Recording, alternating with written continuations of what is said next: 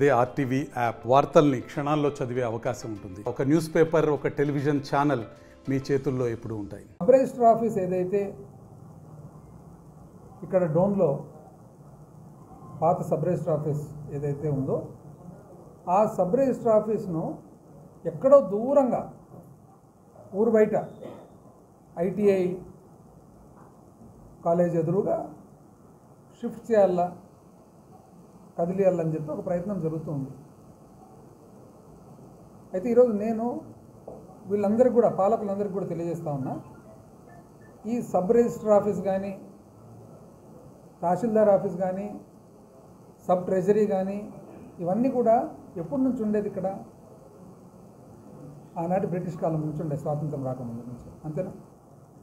అయితే ఎక్కడన్నా చూడండి, దేశవ్యాప్తంగా పరిపాలన సిస్టంలో tahsildar office, sub register office, treasury, వీలైనంత వరకు పోలీస్ స్టేషన్, ఇవన్నీ కూడా ఒక్క చోట పెడతారు. ఎందుకు? భద్రత కోసం.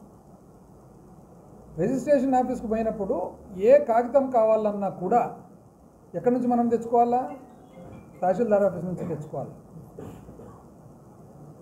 ఏదన్నా కానీ డబ్బులు కట్టినా పెట్టినా, ట్రెజరీలో అప్పట్లో పెట్టినా కూడా, అప్పట్లో క్యాష్ పెట్టేవాళ్ళు ట్రెజరీలో.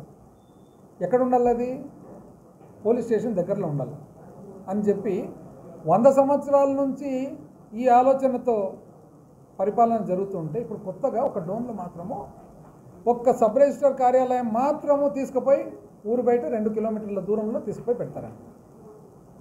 అంటే రిజిస్ట్రేషన్ చేసుకునే వాళ్ళకి ఇది అనుకూలం ఉన్నట్లా, ప్రతికూలం ఉన్నట్లా? ఏ ఒక్క కాగితం కావాలంటే కూడా పరిగెత్తుకుంటా మళ్ళీ తహసీల్దార్ ఆఫీస్కు రావాలా. పోనీ ఇక్కడ బిల్డింగ్ లేదా, భవనం లేదా?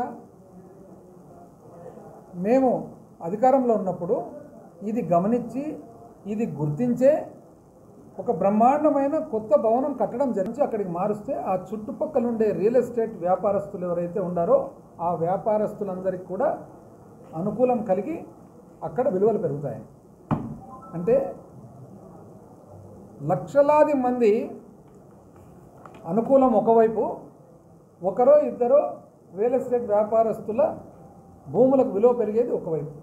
ఈరోజు పాలకులకు నేను తెలియజేస్తా ఉన్నా, దయచేసి మీరు జాగ్రత్తగా ఆలోచన చేసి ఇటువంటి ప్రజలకు ఇబ్బంది కలిగే పనులను దయచేసి మీరు అనుమతించవద్దండి. మరిన్ని వీడియోస్ కోసం ఛానల్ ని సబ్స్క్రైబ్ చేయండి. లేటెస్ట్ అప్డేట్స్ కోసం వాట్సాప్ ఛానల్ ని ఫాలో చేయండి. అండ్ లింక్ డిస్క్రిప్షన్ లో ఉంది.